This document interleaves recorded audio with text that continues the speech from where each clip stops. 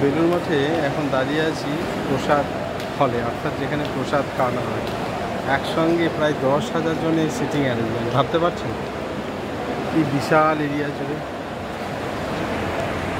Sitting arrangement, অসম্ভব সুন্দর। এবং থালা, গ্লাস, জল দেওয়া রাখা আছে, সুন্দর সিস্টেম, অসম্ভব ভালো লাগছে। এবং একসঙ্গে কত আপনার সেবক আছেন যারা খাবার দিচ্ছেন ভক্তদের।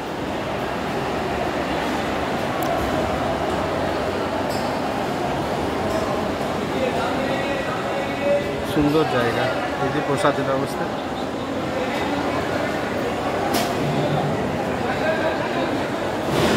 বাড়ি আসি যেন নতুন লাগে।